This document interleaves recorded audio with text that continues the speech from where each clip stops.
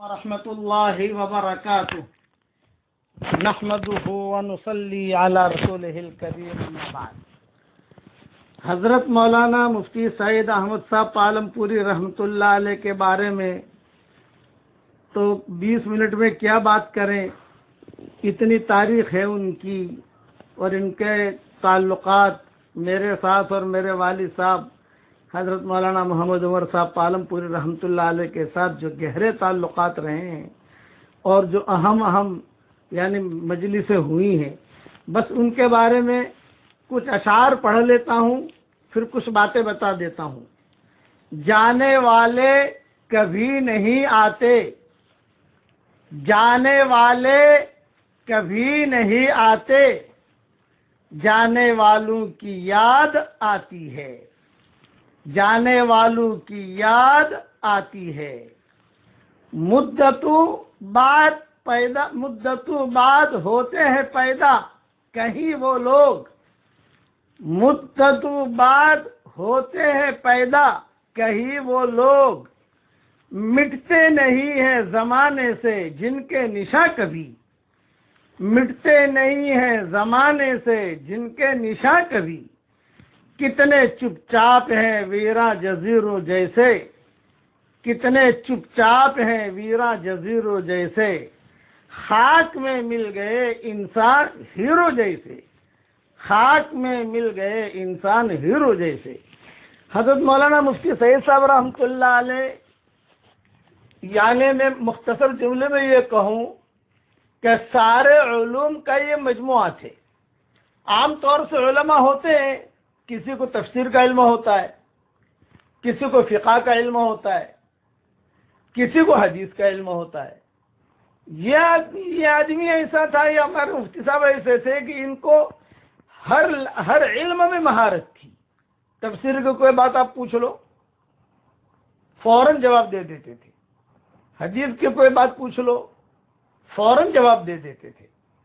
اب فتوے کے بارے میں آج کل اگر علماء سے ہم کوئی بات پوچھتے ہیں، کوئی فتویٰ، تو ایک جواب دیتے ہیں کہ کل جواب دوں گا میں۔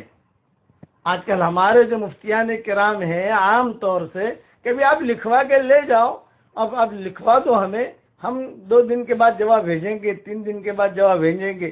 ہمارے مفتی صاحب کے یہاں یہ نظام نہیں تھا، جو بھی آتا سوال کرتا حضرت مفتی صاحب جو ہے فوراً اس کا جواب دے دیتے تھے۔ یہ علم اللہ تعالیٰ کی طرف سے تھا۔ سب سے پہلے میرے والد صاحب کی، چونکہ میرے والد صاحب رحمۃ اللہ علیہ بھی پالم پوری، مفتی سعید صاحب رحمۃ اللہ علیہ بھی پالم پوری، ہم بھی پالم پوری، تو والد صاحب رحمۃ اللہ علیہ خود فرماتے تھے اور مفتی صاحب بھی فرماتے تھے کہ سب سے پہلے میری ملاقات مفتی سعید صاحب رحمۃ اللہ علیہ سے سہارنپور میں ایک ہوٹل میں ہوئی۔ سردی کا زمانہ تھا، والد صاحب رحمۃ اللہ علیہ جماعت لے کر وہاں گئے ہوئے تھے سہارنپور، اور مفتی سعید صاحب رحمۃ اللہ علیہ جو ہے ہوٹل میں بیٹھے ہوئے، مقبول نام تھا اس ہوٹل کے مالک کا، اب بھی وہ ہوٹل ہے، وہاں بیٹھے ہوئے چائے پی رہے تھے تہجد کے وقت میں۔ ہمارے والد صاحب رحمۃ اللہ علیہ بھی وہاں پہنچے چائے پینے کے لیے۔ پہچان کوئی نہیں تھی کہ بھئی یہ کون ہے یہ کون ہے، لیکن میرے والد صاحب رحمۃ اللہ علیہ فرماتے تھے کہ میں نے مفتی صاحب رحمۃ اللہ علیہ کا چہرہ دیکھا تو چہرہ دیکھتے ہی میں نے کہا بھئی مومن سو تمہیں مومن، یہ جملہ کہا، مومن کھیتی نہ کرنا، تم مومن ہو؟ تو مفتی سعید صاحب نے جواب دیا ہاں مومن ہوں لیکن کھیتی نہ کرنا نہیں ہوں، کیوں انہوں نے جواب دیا۔ تو والد صاحب رحمۃ اللہ علیہ سے مفتی صاحب چھوٹے تھے، یعنی اس زمانے میں پڑھتے تھے یا جو بھی ترتیب ہوگی ان کی، والد صاحب کا تھوڑا اونچا درجہ تھا، دعوت کے کام میں لگ گئے تھے، سارے دنیا میں سب بیانات وغیرہ شروع ہو گئے تھے۔ وہ وقت پہلی ملاقات ہوئی تو والد صاحب رحمۃ اللہ علیہ برابر ان کے ٹچ میں رہتے تھے، برابر ٹچ میں۔ اب کون سی کتاب پڑھا رہے ہیں، کہاں پڑھا رہے ہیں، مفتی صاحب نے کئی مدرسوں میں پڑھایا، تو والد صاحب رحمۃ اللہ علیہ ہر عید کو عیدی بھیجتے تھے بہت اہتمام کے ساتھ۔ جتنے بھی بڑے بڑے علماء ہوتے تھے، پاکستان کے ہو یا انگلینڈ کے ہو یا جو بھی، سب کا جو ہے رمضان سے لسٹ بناتے تھے اور اس میں مفتی سعید پالم پوری کا بھی لفافہ ہوتا تھا، اور جو آدمی دینے کے لیے جاتا تھا تو اس کو کہتے تھے کہ تم جب بھی ان کو پہنچا کر مجھے خبر کرنا. تو مفتی سید صاحب عالم پوری رحمۃ اللہ علیہ مجھے کہا کرتے تھے کہ تمہارے ابا نے جتنی عیدی مجھے بھیجی ہے ساری میرے پاس محفوظ ہے اور برکت سمجھ کے میں نے رکھی ہے. اچھا، مرکز نظام الدین میں کسی کو ٹھہرانا اس دور میں ایک مسئلہ ہوتا تھا. مولانا انعام الحسن صاحب رحمۃ اللہ علیہ کے زمانے میں کام کا بہت عروج تھا اور بہت رجوع تھا لوگوں کا. بڑے بڑے لوگ جو ہیں، یعنی اس زمانے میں جو کچھ شہزادے تھے وہ بھی 3 چلنے کے لیے آتے تھے. وہ دور تھا. تو ہمارے والد صاحب رحمۃ اللہ علیہ ایک مرتبہ بہت رو رہے تھے. تو میں نے پوچھا ابا کیوں رو رہے ہو، کیا بات ہے؟ یہ فرمایا کہ بھئی اس وقت میں لوگ مجھے دعوت کی زبان کہتے ہیں اور میں جو کہتا ہوں وہ بات لے کر ساری دنیا میں جاتے ہیں جماتے، کہیں کوئی غلط بات میں نہ چلاؤں. بس ڈر یہ لگ رہا ہے اب میں کس کو بلاؤں کس کو رکھوں. میرے ذہن میں آ رہا ہے کہ مفتی سید پالم پوری کو بلا کر میں 10 دن جو ہے اپنے پاس یہاں رکھوں. میں نے کہا ابا مفتی سید صاحب جو ہے وہ خود مشغول، آپ مشغول، آپ کے اسفار، ان کا مشغولیت کیسے قابو میں آئے گی بات. یہ فرمایا کہ نہیں، ان کی چھٹی کے دن دیکھو جیسے ششمائی کی چھٹیاں ہوتی ہیں، مثال دے رہا ہوں، یا چاہے کسی اور وقت میں چھٹیوں کے دن دیکھو. میں نے کہا ان کی چھٹی کے دن ہوں گے تو آپ کا اجتماع ہوگا کہیں، کیسے قابو میں آئے گی بات. یہ فرمایا کہ نہیں اجتماع کی تاریخ ہم آگے پیچھے کریں گے، مفتی صاحب کو بلانا ہے یہاں، مفتی سید صاحب کو کسی حال میں بلانا ہے. چنانچہ والد صاحب رحمۃ اللہ علیہ نے ہمارے حضرت جی رحمۃ اللہ علیہ سے مشورہ کیا اور یوں کہا کہ حضرت بہت ادب کے ساتھ یہ بات میں عرض کرتا ہوں، کیونکہ میں ابھی بات جو کرتا ہوں عربوں میں کروں یا کروں، لوگ لے کے جاتے ہیں وہی باتیں چلاتے ہیں، تو میں چاہتا ہوں کوئی میرا نگراں ہو. بھئی حضرت آپ تو ہیں ہی، آپ کا جو ایک مقام ہے، لیکن ایک آپ میرے سارے بیانات تو سن نہیں سکتے. میں صرف اتنا چاہتا ہوں کہ اگر مفتی صاحب کو میں بلا لوں دیوبند سے اور 10 دن صرف میرا فجر کا بیان سنیں، 10 دن، زیادہ نہیں، اس لیے وہ بھی مشغول ہے ہم بھی مشغول ہیں. حضرت نے کہا بہت اچھا. حضرت کا اتنا کہنا یہ بہت بڑی چیز ہوتی تھی ہمارے یہاں. حضرت کہہ دے بہت اچھا، ایک تو کہا بہت اچھا، ایک نے بہت اچھا. مفتی صاحب کو خط لکھا گیا. مفتی صاحب نے وہ خط جو ہے پڑھا اور پڑھنے کے بعد مفتی صاحب نے کہا کہ میں جلد از جلد آ رہا ہوں. تو والد صاحب نے پھر خط لکھا. اس زمانے میں فون وغیرہ کی تھوڑی اتنی سہولتیں نہیں تھی، موبائل وغیرہ تھے نہیں. یہ کہا کہ مفتی صاحب جب بھی آپ آؤ تو ہمیں پوچھ کے آنا، کبھی ایسا نہ ہو تو ہم اس زمانے میں اجتماع بہت ہوتے تھے، تقریباً ہر ہفتے میں ایک اجتماع میوات کا ہوتا تھا اور بڑے بڑے اجتماعات ہوتے تھے. تو کبھی آپ آؤ اور ہم نہ ملیں. تو مفتی صاحب نے کہا نا اچھا مفتی صاحب دکھنے میں تو مفتی صاحب تھے لیکن وقت کی پابندی اور ہر اعتبار سے اپنے آپ کو فٹ رکھتے تھے، فٹ جسے کہتے ہیں، ہر اعتبار سے وقت ضائع کبھی نہیں کرتے تھے مفتی صاحب رحمۃ اللہ علیہ. تقویٰ ان کا اتنا اونچا تھا کہ انہوں نے دیوبند سے تنخواہ نہیں لی، پڑھایا وہاں پر. بلکہ میں نے یہ سنا، میں مکمل تحقیق تو نہیں کر سکا ہوں اس لیے کہ ان کے بیٹے میرے ٹچ میں نہیں ہیں، کہ جو تنخواہ انہوں نے پہلے لی بھی تھی وہ تنخواہ واپس کر دی اور کہتے تھے کہ ابھی میں جو ہے اللہ نے مجھے دیا ہے، میں دین کا کام کروں گا. قرآن شریف سے بہت مناسبت تھی، قرآن بہت پڑھتے تھے، حدیث سے مناسبت تھی. اب یہاں نظام الدین تشریف لاتے مفتی صاحب، جب نظام الدین تشریف لاتے تو ہمارے والد صاحب رحمۃ اللہ علیہ ان کے لیے پورا کمرہ نمبر 4 جو پہلے والد صاحب کے تحویل میں تھا، والد صاحب کے تحویل کے بعد پھر تقریباً 20 سال میں وہاں رہا. پھر یہ حالت کی وجہ سے وہ کمرہ نمبر 4 ہم نے چھوڑ دیا، جو حالت آئے مرکز کے جو بھی ہوا. تو بہت اہتمام کرتے تھے اور میرے ذمے ڈیوٹی لگا رکھی تھی ابا نے، اور یہ ڈیوٹی لگا رکھی تھی کہ بیٹا دیکھو میں تو جاؤں گا مشورے میں تو جاؤں گا بیان کرنے کے لیے، لیکن مفتی صاحب کا خیال رکھنا یہ آپ کا کام ہے. والد صاحب یہ کہہ کر مفتی صاحب کے سامنے اچھے سے چلے گئے. اب جب والد صاحب گئے تو مفتی صاحب نے کہا مولوی یونس، ابا نے کہا ٹھیک ہے، میرے خیال رکھنے کی کوئی ضرورت نہیں ہے، آپ کو جہاں جانا ہے جاؤ، میں بھی جہاں جانا ہے جاؤں گا. تو کبھی کبھی ہمارے بھائی کی دکان ہوتی تھی زمزم عطر کی، وہاں جا کر مفتی صاحب بیٹھ جاتے تھے. میں کہا مفتی صاحب آپ یہاں تشریف فرمائے، میرے ابا ناراض ہوں گے، ہماری فکر مت کرو. وہ کہتے ہیں ہماری فکر مت کرو، یعنی میری فکر مت کرو آپ. میں جو ہے اب جو میرا کام ہے فجر کا بیان میں بیٹھنا. اب فجر کے بیان میں جب مفتی صاحب آ کر بیٹھتے تھے تو کاغذ قلم لے کے آتے تھے. ابا بیان کر رہے ہیں اور جو ہے وہ کوئی نشانی بنا رہے ہیں. پھر جو ابا بیان کرے 2.5 گھنٹے کا بیان ہوتا تھا مرکز میں، اور وہ اہم مجلس وہی ہوتی تھی، نشانی کر رہے ہیں. ہمارے سلیمان ممائے تھے رحمت اللہ علیہ، یہ بھی ہمارے پالم پور کے ہی تھے. وہ کہتے تھے کہ آج پتہ نہیں مفتی صاحب نے کیا نشانات کیے. پھر جو ہے ابا سے مذاکرہ کرتے، یہ حدیث کہاں ہے، یہ کہاں ہے، تو ابا بتاتے فلاں جگہ میں نے پڑھی. ہاں ہاں ٹھیک ہے.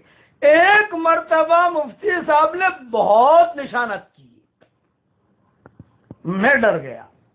میں نے کہا بھی آج تو جو ہے اب، اور اچھا والد صاحب بھی دیکھتے رہے گا، آج تو بہت نشانات کی، بہت نشانات کی. میں بھی ڈر گیا، یعنی کہ آج تو کافی جو ہے کافی بھر گئی ہے، مفتی صاحب نے بہت غلطیاں نکالی ہیں.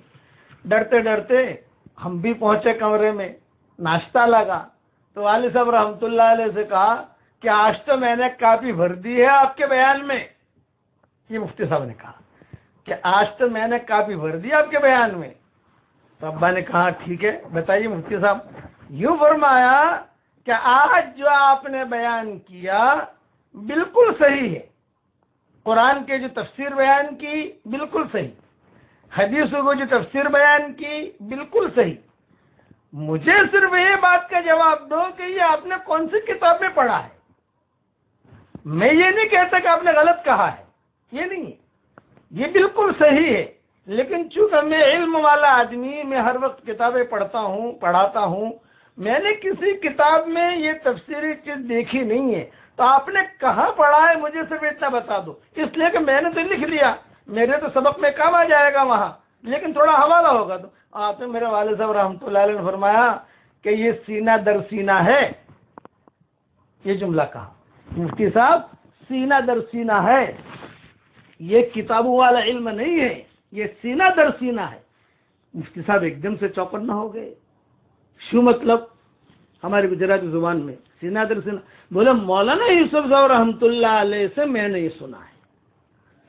تو مفتی صاحب نے کہا بس بس بس بس بس، یہ کہا بس بس بس بس بس، یہ الہامی چیز ہے، بس بس بس بس. مفتی صاحب نے کہا کہ آپ نے تو مجھے بلایا اپنی غلطیاں نکالنے کے لیے، لیکن میں سچ بتاؤں یہ آج آپ کا بیان سن کر میں نے سوچا کہ مولانا عمر صاحب کا کتنا مطالعہ ہوگا. میرے ابا نے کہا دیکھو مفتی صاحب میرا مطالعہ نہیں ہے، مولانا یوسف صاحب رحمۃ اللہ علیہ کی مجھ پر نظر تھی. وہ ہمیشہ مجھے کہتے تھے عمر لکھو، مولوی عمر لکھو، مولوی عمر لکھو. تو ایک مرتبہ والد صاحب رحمۃ اللہ علیہ، والد صاحب سنا رہے ہیں مفتی صاحب سے کہ اتنی مجھ پر نظر تھی کہ میرا ایک مرتبہ دست کی بیماری تھی مجھے. تو مولانا ابو یوسف صاحب رحمۃ اللہ علیہ بیان کر رہے تھے مرکز نظام الدین میں، اور مجھے دست ہوئے تو میں چلا گیا باتھ روم کے بعد فارغ. تو 15 منٹ 20 منٹ مجھے جو ہے وہاں استنجا خانے میں لگے. تب تک مولانا یوسف رحمۃ اللہ علیہ نے بیان نہیں کیا، خاموش رہے. لوگوں نے کہا اب کیوں بولے مولوی عمر کا انتظار ہے، مولوی عمر کا انتظار ہے. تو اس پر مفتی صاحب روئے، مفتی سعید صاحب، کہ اب میں سمجھاؤں کہ دعوت کا کام جو چلا اور اللہ تعالیٰ نے چلایا، یہ مولانا یوسف صاحب رحمۃ اللہ علیہ کی خصوصی نظر تھی. اور یہ بیان پر مفتی سعید صاحب نے کہا کہ اب مجھ میں کتنے علمی اشکالات تھے وہ تمہارے بیان سے ختم ہو گئے. یہ اتنے سیدھے سادے لوگ تھے، ٹانگیں کھینچنے والے لوگ نہیں تھے. آج کے مارکیٹ میں جو علماء ہے وہ ٹانگیں کھینچتے ہیں، وہ ٹانگیں کھینچنے والے لوگ نہیں تھے، وہ مخلصین تھے. والد صاحب رحمۃ اللہ علیہ بیان کرتے تھے تو بہت لے کے اندر والد صاحب رحمۃ اللہ علیہ کبھی آخرت کا منظر کھینچتے تھے. فَأَمَّا مَنْ أُوتِيَ كِتَابَهُ بِيَمِينِهِ فَيَقُولُ هَاؤُمُ اقْرَءُوا كِتَابِيَهْ إِنِّي ظَنَنتُ أَنِّي مُلَاقٍ حِسَابِيَهْ فَهُوَ فِي عِيشَةٍ رَاضِيَةٍ فِي جَنَّةٍ عَالِيَةٍ قُطُوفُهَا دَانِيَةٌ کلوا واشربوا ہنیئا بما اسلفتم فی الایام الخالیہ. یہ ابا نے یہ آیتیں پڑھی تو مفتی سعید صاحب رحمۃ اللہ علیہ جو ہے وہ ہچکیاں مار مار کے وہاں مرکز میں رونے لگے، ہچکیاں مار مار کے، اور بعد میں کہنے لگے کہ مجھے ایسا لگا کہ جیسے میں آخرت میں کھڑا ہو گیا ہوں. یہ علمی لوگ تھے، اچھے لوگ تھے. اللہ ان کی قبروں کو بہت نور سے منور فرمائے، ان کے درجات کو بلند فرمائے، کروٹو اللہ انہیں آرام نصیب فرمائے. اب ایک مرتبہ ایک ملک کا، سعودیہ کا، ایک بہت بڑا اہم مسئلہ آیا. وہ تو میں کہہ نہیں سکتا، راز کی بات ہے. سعودی عرب کا اہم مسئلہ. اب سعودی عرب کا اہم مسئلہ وہ کیسے حل کریں؟ اس مشورے میں صرف 3 آدمی تھے. ہم مفتی صاحب تھے، ہمارے والد صاحب تھے، حضرت جی تھے کہ بھئی یہ اتنا بڑا مسئلہ ہے اس کو، اور میں تو خادم تھا، یہ مسئلہ ہے. تو مفتی صاحب نے رائے دی کہ دیکھو یہ بہت بڑا اہم مسئلہ ہے، کوشش کریں مولانا عمر صاحب، لیکن حکومت کے سامنے رکھیں مولانا علی میاں ندوی. یہ رائے دی کہ حکومت کے سامنے مولانا عمر صاحب نہیں رکھیں، مولانا علی میاں ندوی رکھیں. چنانچہ کوشش کی میرے ابا نے سارے عربوں کو مل کر یہ کر کے وہ کر کے مسئلہ حل کرنے کی. جب چپک گئی تو پھر مولانا عمر تو میرے والد صاحب نے مولانا علی میاں ندوی رحمۃ اللہ علیہ کو بلایا اور بلا کر کہا کہ یہ مسئلہ ہے، اب حکومت تک تو ہم پہنچا نہیں سکتے، آپ پہنچائیے. چنانچہ مولانا علی میاں ندوی رحمۃ اللہ علیہ کے ذریعے سے وہ چیز پہنچائی گئی اور وہاں کا مسئلہ سارے ملک کا حل ہو گیا. اس میں مفتی صاحب کی رائے کتنی مزنی بنی کہ آپ اپنا نام نہیں آوے، کام کرو مولانا علی میاں ندوی سے، کیونکہ ان کے تعلقات ہیں حکومت سے، آپ کے تعلقات نہیں ہیں. بڑے مخلص لوگ تھے. بس میں تو یہ دعا کروں گا کہ اللہ تعالیٰ ان کی قبروں کو نور سے منور فرمائے اور ان کے پیچھے رہنے والوں کو بھی اللہ تعالیٰ صبر جمیل عطا فرمائے. میرا سبق آج ہی مجھے ان کے بیٹوں میں سے کسی نے یا ان کے داماد نے آج ہی کہا، اہتمام کے ساتھ تمہارا سبق سنتے تھے، ہے نا. میرا سبق آج کا سبق جو چلتا ہے میرا، مفتی صاحب سنتے تھے اور ایک جملہ کہتے تھے، بے مولانا عمر صاحب پالم پوری کی ایک نشانی ہے. یہ جملہ میرے لیے ایک تو مولانا زبیر صاحب نے کہا کہ مولانا عمر صاحب پالم پوری کی ایک نشانی ہے، اور ایک مفتی صاحب نے کہا مولانا عمر صاحب پالم پوری کی ایک نشانی ہے.